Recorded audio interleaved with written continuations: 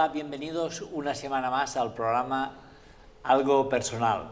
Esta temporada hemos estado emitiendo varios programas relacionados y dedicados a la salud. Hoy toca un tema importantísimo, un tema trascendental, que es el aparato digestivo.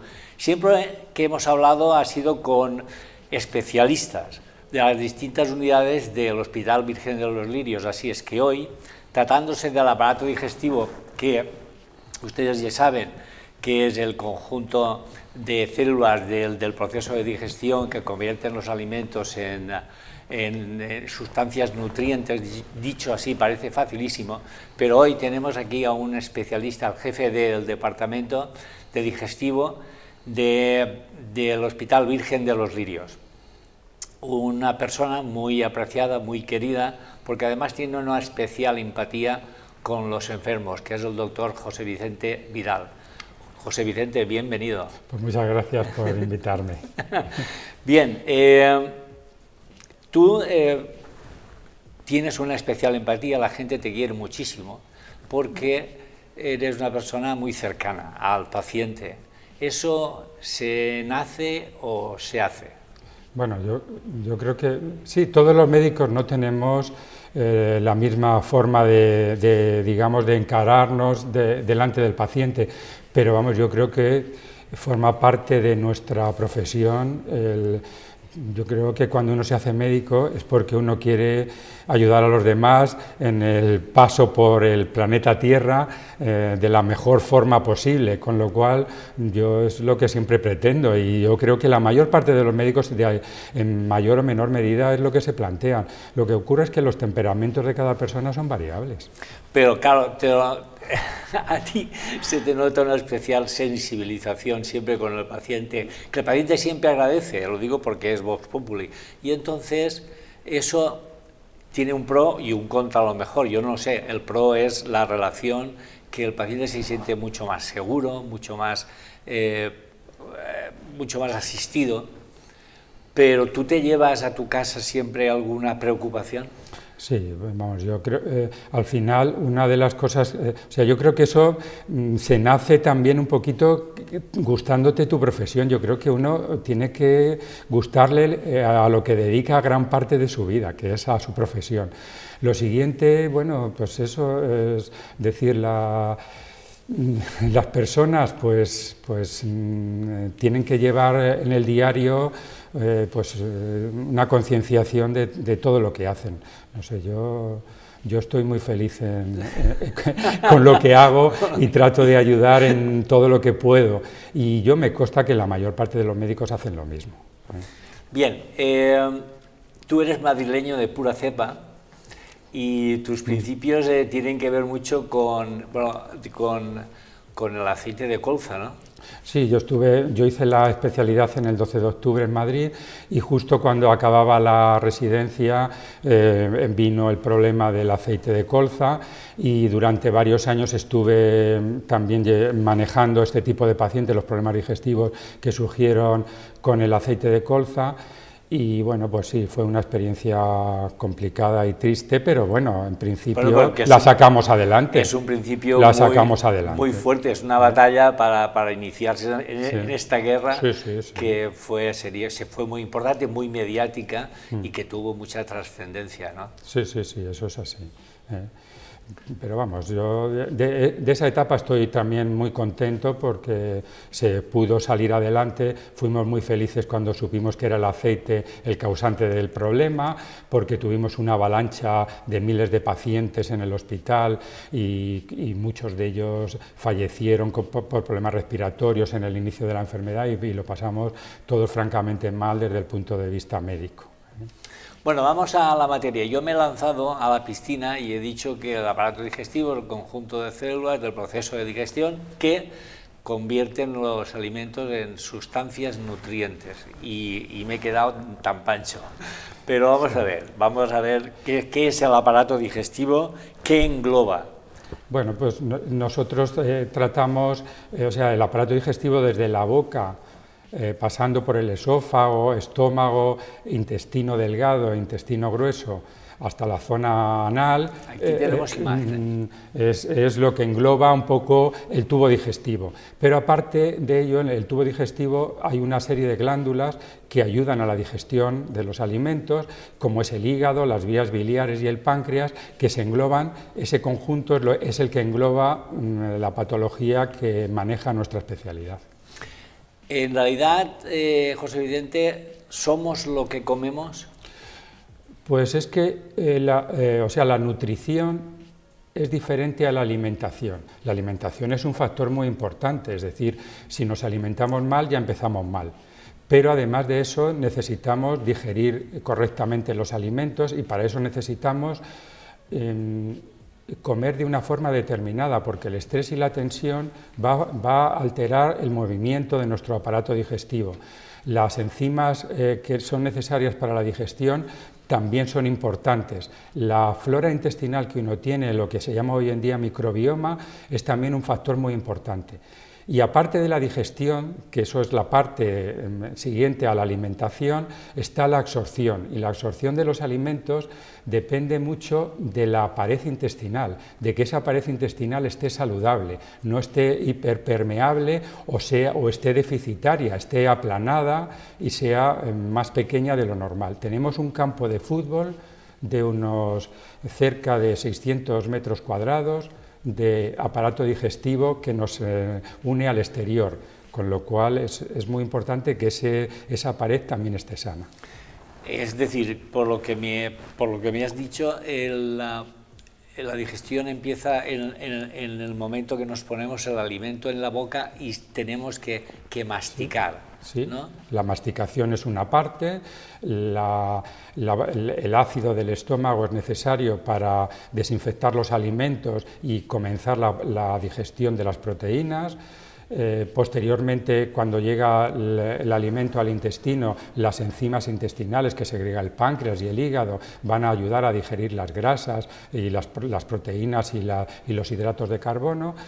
Y luego ya en función de la flora que uno tiene, del movimiento intestinal, de la superficie, absorbemos vitaminas, minerales. Nuestra flora es muy importante porque va a generarnos vitaminas y sustancias que nuestro organismo no podría formar. Y somos un organismo simbiótico formado por células humanas y células bacterianas. ¿Qué quiere decir simbiótico? Porque de cada 10 células que hay en el cuerpo, 9 son bacterias y 1 es célula humana. Y entonces, si la flora intestinal que tenemos en nuestro aparato digestivo, que está el 90% de la flora intestinal, no es saludable, empezamos mal. Ya nuestro cuerpo no va a digerir ni va a formar vitaminas correctamente. Y por eso es muy importante, hoy en día maltratamos nuestra flora con antisecretores para el estómago, con antibióticos, con alimentos inadecuados que va a crear una flora mala, no saludable, aunque no sea patógena, que va a predisponernos ya a que la absorción de los alimentos no sea la correcta. Una vez que ya está empezado el proceso de digestión, ¿cuál es la parte más crítica, la parte más digamos eso, más peligrosa o la parte más... O sea, yo creo que cada vez tenemos más idea de que la parte más problemática del aparato digestivo es el intestino delgado, que es un gran desconocido porque en los últimos años tenemos acceso a su conocimiento un poquito más detallado, pero durante muchos años ha sido el gran desconocido en la patología digestiva. Como has dicho antes, el estrés forma parte del condicionante del aparato del proceso de digestión. Los sentidos, es decir, la sensibilidad de cada persona, los sentidos, el conjunto, tienen que ver, también participan en la digestión. Participan en la digestión desde siempre, es decir, tenemos el sistema nervioso del intestinal, el sistema nervioso entérico, es como un tercer cerebro, es decir, o un segundo cerebro que llaman, es decir, fuera del cerebro central y el tronco cerebral. Después de eso, nuestro aparato digestivo tiene tantas neuronas como el tronco cerebral, distribuidos en los 7 metros de intestino que tenemos, de tubo digestivo, con lo cual se rigen por el sistema nervioso autónomo, es decir, no se rigen por la voluntad, son automáticos, captan lo que hemos hecho, cómo hemos comido, cómo sentimos lo que nos ocurre, cómo reaccionamos ante las cosas. Es decir, si una cosa pasamos de ella, no nos da problemas. Si una cosa nos altera, eso está afectando en la producción de ácido, el movimiento de nuestro tubo digestivo. Y eso es automático, claro. No obedece a la voluntad, con lo cual naturalmente que está perjudicándonos o favoreciéndonos en algún motivo. Pero en la digestión, una vez comemos, que en ese momento los sentidos están viendo la televisión, hablando, discutiendo, oyendo cualquier aparato o cualquier cosa que ocurre en la calle o pensando uno mismo en sus propios problemas. En ese momento ya están los ácidos interviniendo. La producción de ácido es por el nervio vago, por el neumogástrico, y eso es automático, es decir, inmediatamente nada más vemos el alimento empezamos a salivear y empezamos a producir ácido en nuestro estómago para preparar la digestión de los alimentos. Y luego posteriormente todo el resto del movimiento va a ir paralelo a lo que vamos haciendo, con lo cual eso es automático desde el momento del nacimiento. Claro. José Vicente, pero en el momento que ya hemos comido, ¿conviene parar unos minutos o algo a fin de que el estómago vaya encauzando la digestión, o podemos ponernos en movimiento, o como hacen los deportistas, comen corriendo o comen nadando o comen...? Digamos, lo razonable y lógico es descansar unos minutos, porque posteriormente a la ingestión de los alimentos el proceso digestivo necesita hay un cambio en la circulación sanguínea, en la cual la vascularización se centra en el tubo digestivo para trabajar. Eso es un trabajo importante para el organismo, un gasto de energía importante, y necesita que al menos le demos entre 15 y 30 minutos de reposo para que la digestión ya comience de una forma equilibrada. Pero eso es una cosa, y otra cosa es pegarse una siesta de hora y media. No, eso no es saludable. Eso no es saludable. Eso no es saludable. Es decir, la costumbre mediterránea, y sobre todo en el verano, de hacer un reposo de 15 o 20 minutos hasta media hora, entra dentro de lo saludable.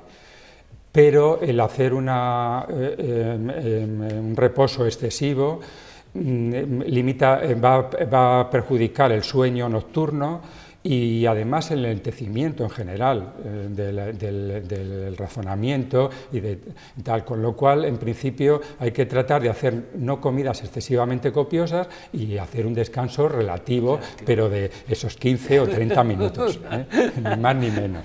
Bueno, vamos a un tema importante, que es la unidad digestiva, características singular, la endoscopia digestiva.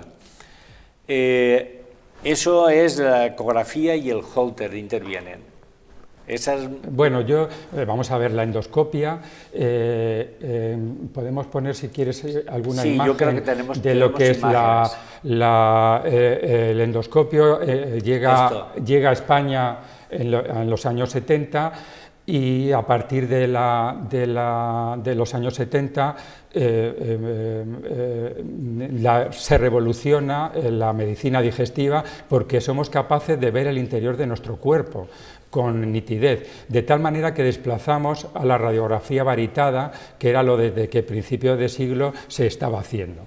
Vemos una endoscopia en la que somos capaces, a través del canal de biopsia, de tomar muestras, poder realizar tratamientos endoscópicos en caso de hemorragias y complicaciones, con lo cual ya tenemos un acceso diagnóstico y terapéutico al tubo digestivo.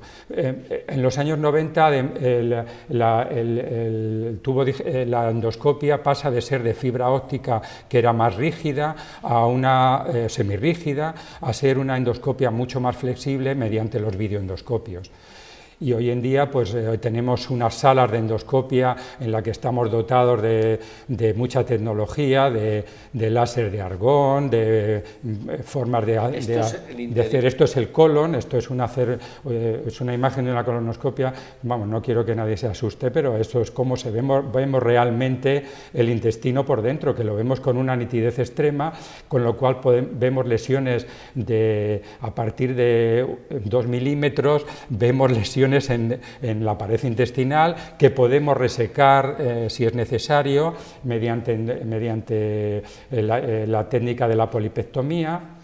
Y podemos un poco solucionar muchísimos problemas. La endoscopia clasificamos en alta o baja. Sí, esto es una endoscopia baja, una colonoscopia. Esto es lo que es hoy en día, aparte de la ecografía, que de forma no invasiva nos permite valorar el hígado, las vías biliares, el páncreas y el tubo digestivo, aparte del resto del abdomen, hoy en día existen estos aparatos que unen la endoscopia con la ecografía, que es la ecoendoscopia, es decir, permiten acercarnos a la pared intestinal y con una nitidez incluso superior a la resonancia magnética y al TAC para el tubo digestivo, permite ver lesiones y permite además realizar tratamientos por vía endoscópica que anteriormente eran impensables, solo eran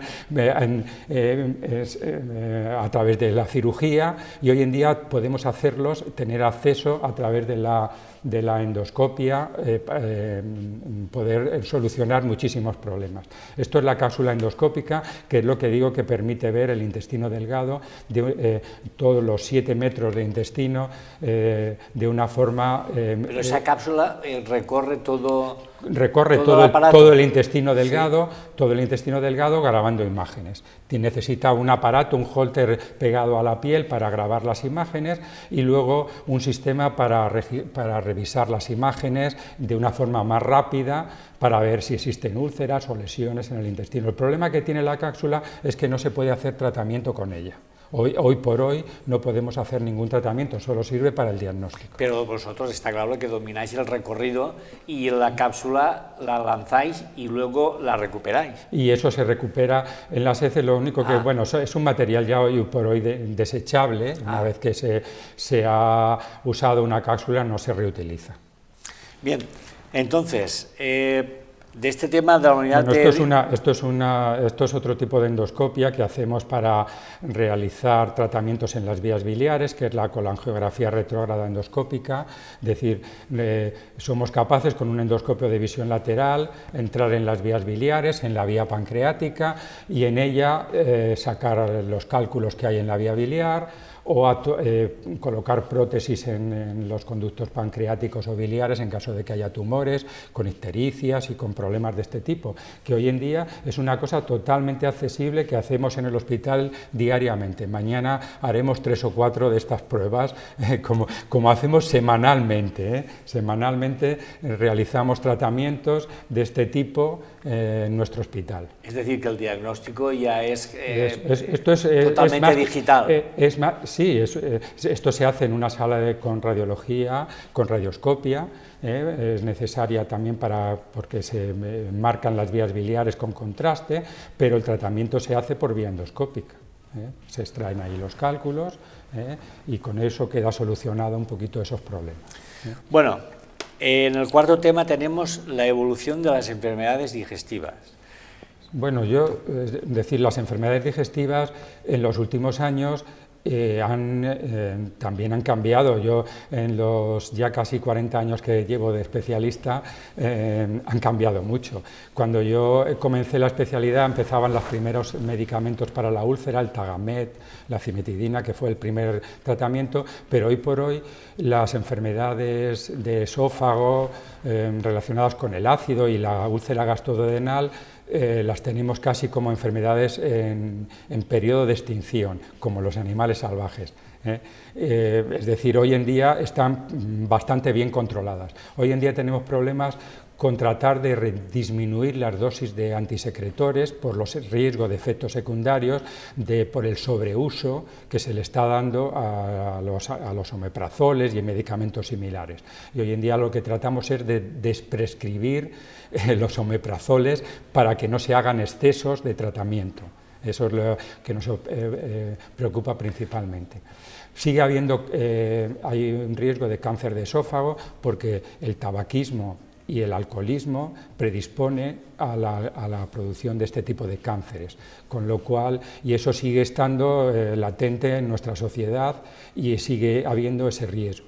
El cáncer gástrico ha disminuido notablemente en los últimos 20 años debido a la erradicación de la bacteria Helicobacter pylori, debido a, también un poco a la concienciación del tratamiento correcto de la úlcera gastroduodenal, pero sigue siendo un problema si uno hace una alimentación rica en salazones, rica en alcohol. Entonces, quiere decir que cada vez tenemos peores hábitos y que condicionan, Sí. tal vez no solamente sea a lo mejor el tabaco, por supuesto, y el alcohol, sino la forma de comer precipitada y deprisa y de cualquier forma. Eso afecta sobre todo más a los problemas intestinales. Hoy en día es raro, más del 30% de la población en la edad media de la vida tiene síntomas de gases, de molestias abdominales inespecíficas que llamamos intestino irritable y que es un problema multifactorial en el que influye el estrés, influye la flora, influye la alimentación inadecuada.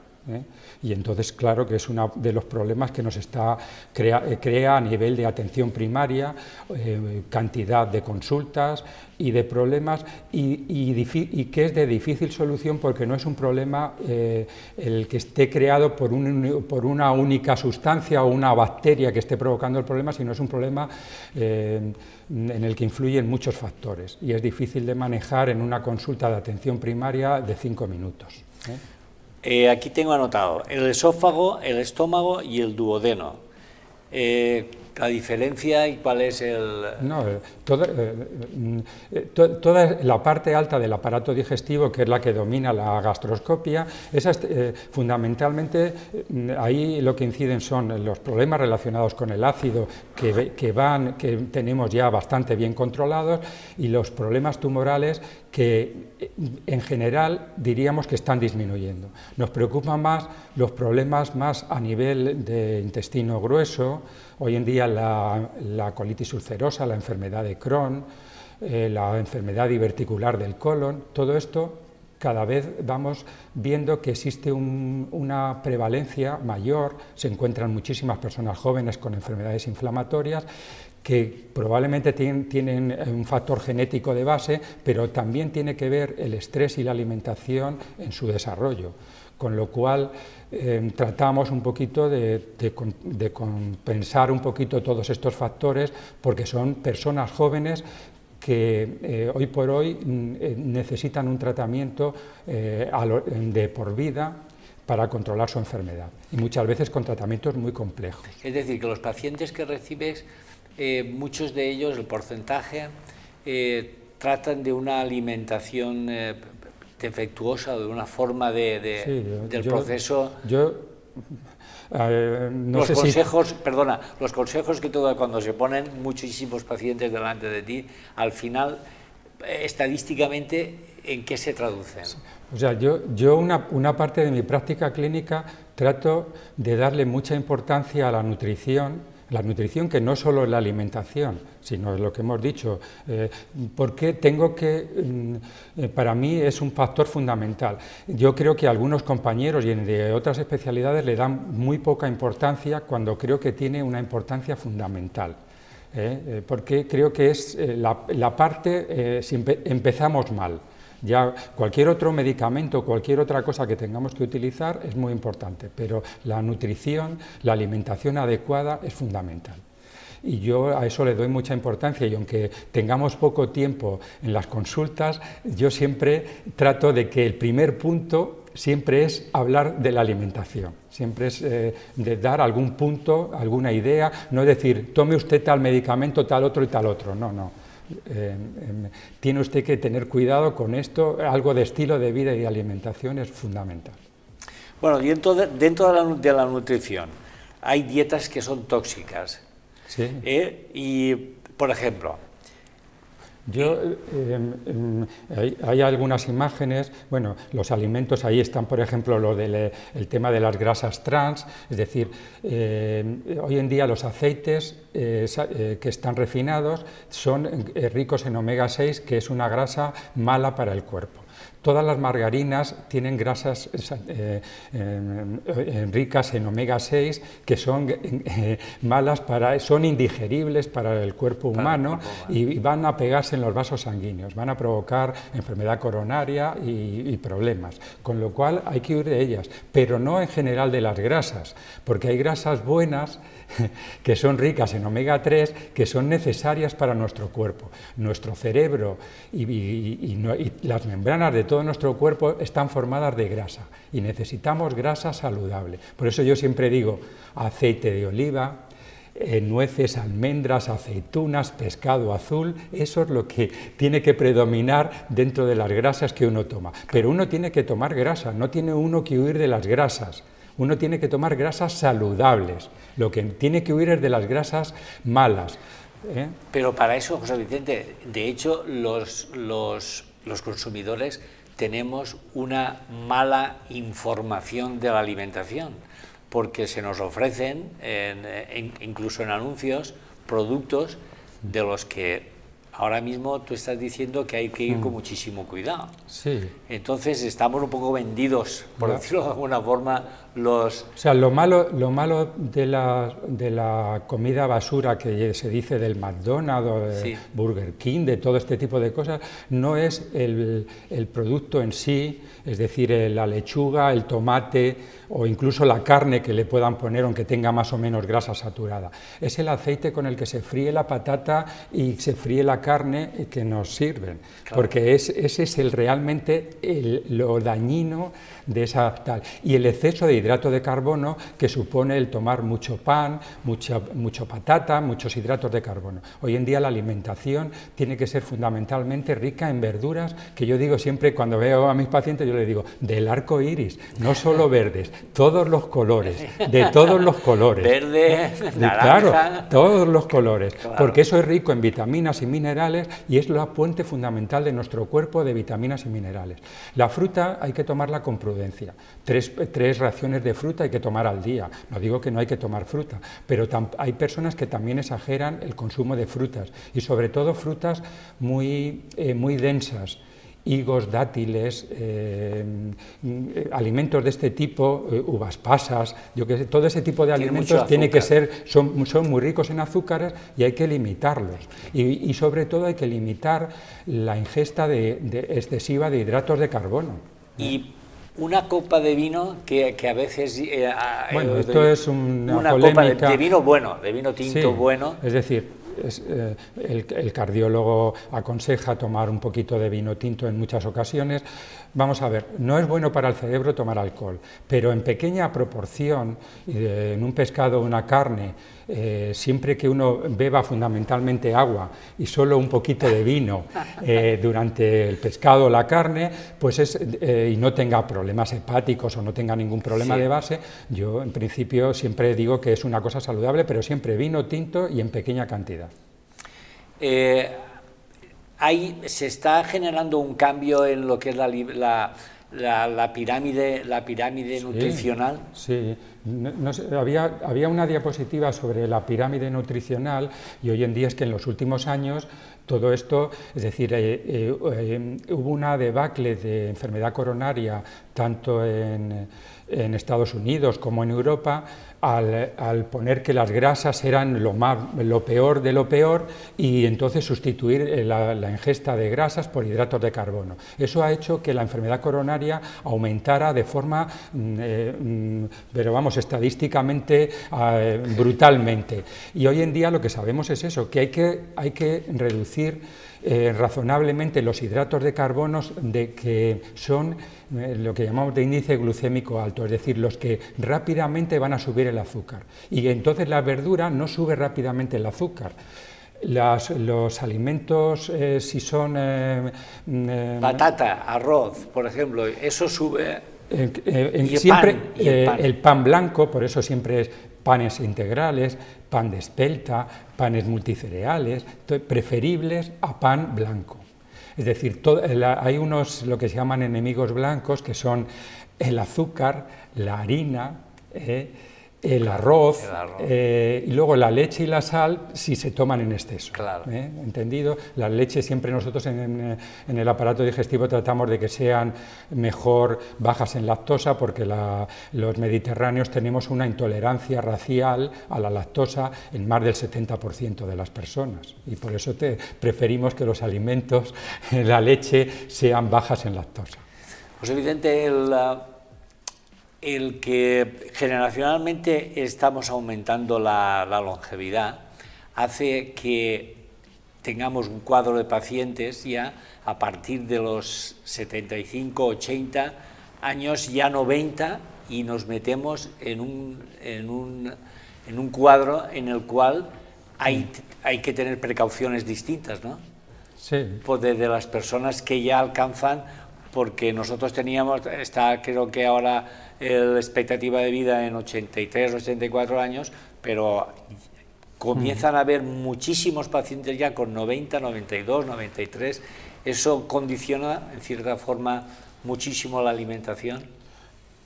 Bueno, la alimentación en sí, yo creo que uno tiene que seguir haciendo una alimentación muy parecida, saludable, en la que en la pirámide lo que tiene que fundamentalmente predominar es la verdura. Es decir, pero una persona de 90 años tiene que continuar tomando frutas y verduras como base fundamental de la alimentación. De una forma mucho menor tiene que tomar algún hidrato de carbono, pero que sea lo más integral posible, ¿vale? Tiene que tomar raciones pequeñas de pescado o carnes, pero carnes que sean lo menos grasas posibles, ¿vale? Y lo menos posible alimentos procesados. Es decir, claro, todos los alimentos procesados que vienen envasados, que vienen en cajitas, que vienen con azúcares añadidos, todo esto es lo que hay que... Yo suelo decir que eso solo hay que tomarlo en casos de festividad, especiales. Casos especiales, eso hay que tratar de dejarlo al mínimo. Pero no hay que cambiar la alimentación en conjunto por la edad. Hay que llegar a la edad adulta, a partir de los 65 años hay que llegar sin el síndrome metabólico, es decir, hay que llegar no teniendo sobrepeso, no teniendo hipertensión, diabetes, hipercolesterolemia, ya, pero esto va todo en el mismo paquete, claro. Es porque uno ha hecho una alimentación inadecuada o lleva un estilo de vida en el que no hace ejercicio suficiente, no se mantiene suficientemente activo, y entonces uno llega a ese síndrome metabólico. Pero ves, eso a veces es genético. Hay algún factor genético también, claro, en todo hay un factor ambiental y genético, pero la mayor parte del 80% de las cosas son ambientales, el 20% es genético. Has hecho antes una alusión al omeprazol en cuanto a que me queda un poco alarmado. Es un medicamento del que hay que procurar...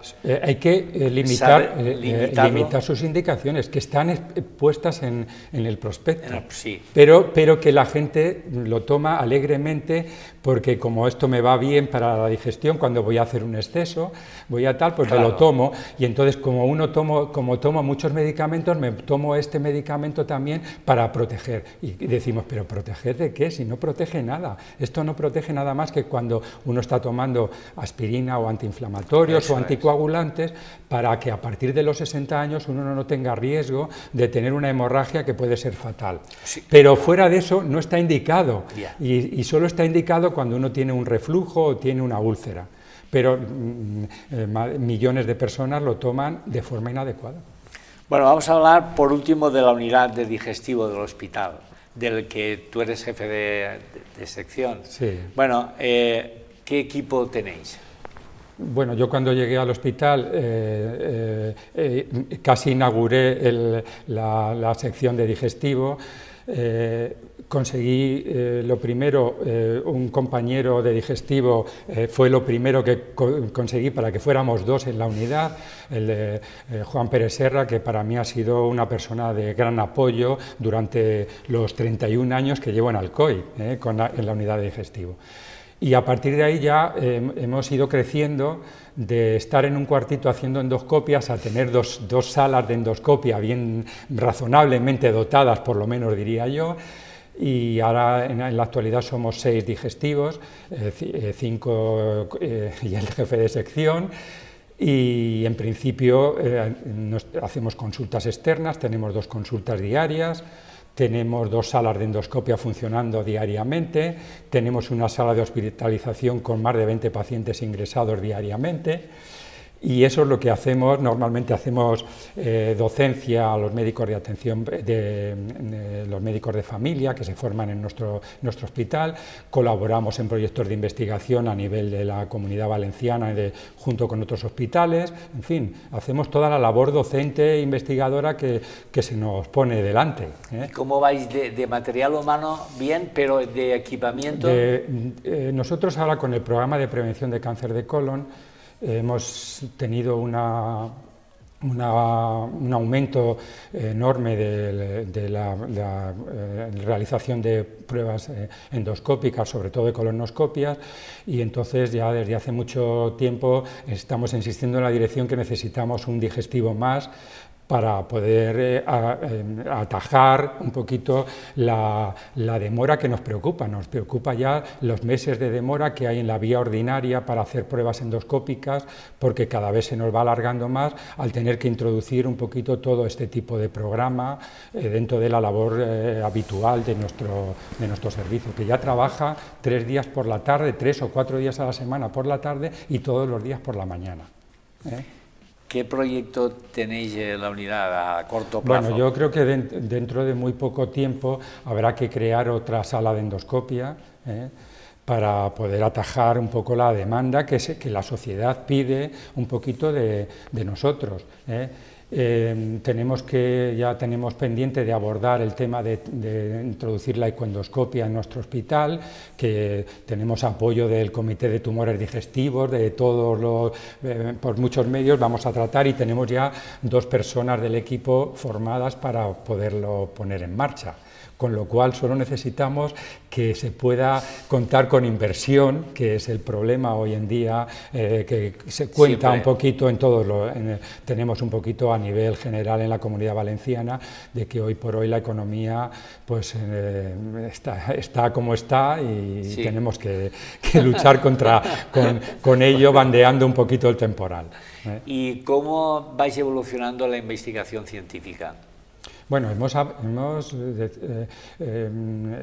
avanzado mucho, no solo en los tratamientos por vía endoscópica, que permiten dejar la cirugía, en muchos casos la hemos limitado a situaciones ya muy puntuales, pero en la cirugía mínimamente invasiva dominamos en muchos aspectos, evitamos muchas cirugías abiertas o por vía laparoscópica.